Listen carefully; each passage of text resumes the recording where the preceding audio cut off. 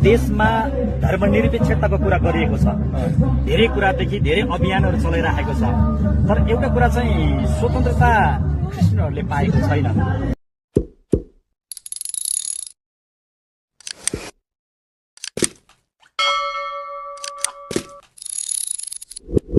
जस्तो उदाहरणको लागि कस्तो छ भने अब क्रिस्चियनहरूको मृत्यु हुँदाखेरि क्रिस्चियनहरूले आफ्नो जग्गा किन्नुपर्छ चिहानको लागि।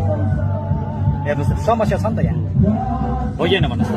तपाईँलाई यो कुरा थाहा नहोला, तर यो देश अनि राष्ट्र परिवर्तनको लागि क्रिस्चियनले कतिको भूमिका निर्वाह गरेको छ सायद यो राष्ट्रिय स्वतन्त्र पार्टीले अध्ययन गरेको छैन होला।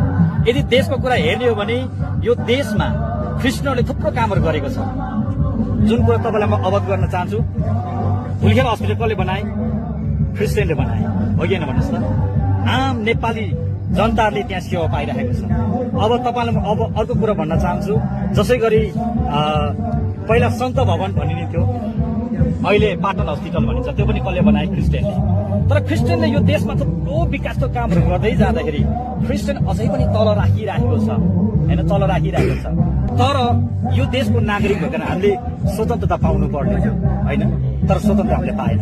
एउटा मान्छे जन्मेपछि त्यसको मृत्यु निश्चित हुन्छ, बाइबलले भन्छ मृत्यु हुन्छ, सबैजना मर्छ, क्रिस्चियन पनि मर्छ, तर क्रिस्चियनहरूलाई चिहानको व्यवस्था छैन। यदि कसैले आफ्नो घर आँगन अथवा कुनै पनि जग्गा जमिनमा गाड्दाखेरि पनि थुप्रो समाजले खेदो गरेको छ, निन्दा गरेको छ, गाडेको लासहरू झिक्न लगाएको छ। यदि क्रिस्चियनले भोट दिने हो भने यो समस्याको समाधानको विषयमा तपाईँ के सोच्नु भएको छ? सबभन्दा पहिला तपाईँले क्रिस्चियनहरू कति छन् भनेर तपाईँहरूले जानकारी पनि पाउनु भएको छैन होला। यसको योगदानको होइन, त्यो त डाटा छ, त्यो डाटा यसको योगदान होइन, मैले मैले उत्तर दिँदैछु। अनि यहाँको योगदानको विषय पनि जानकारी छैन होला भनेर तपाईँले जो भन्नुभयो नि, मलाई चाहिँ जानकारी छ। तपाईँहरूको योगदान कति छ? मेरो काभ्रेको क्षेत्र नम्बर 1 मा तपाईँहरू 17,000 को हाराहारीमा हुनुहुन्छ, मलाई त्यो जानकारी छ, एकदम मलाई त्यो जानकारी छ।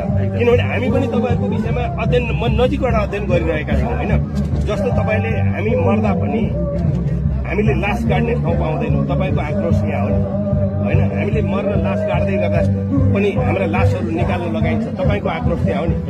हाम्रो विगतमा जसले राजनीति गर्नुभयो उहाँहरूले भन्नुभयो हामीले समाज रूपान्तरण गर्यौँ, तर तपाईँहरूले अहिले जुन आक्रोश पोखिराख्नु भएको छ, म भनिरहेको छु समाज रूपान्तरण भएको छैन। यो समाजको दोष हो नि। अब हजुरले भन्नुभयो समाज रूपान्तरणको विषयमा तपाईँले समाज रूपान्तरण भएको छैन भनेपछि समाज रूपान्तरण कहिले हुन्छ? क्रिस्चियनले न्याय कहिले पाउँछ? सुन्नु, म भन्दैछु समाज रूपान्तरण लयमा गइरहेछ। किन लयमा गइरहेछ भने हिजो हाम्रो गाउँघरमा थुप्रै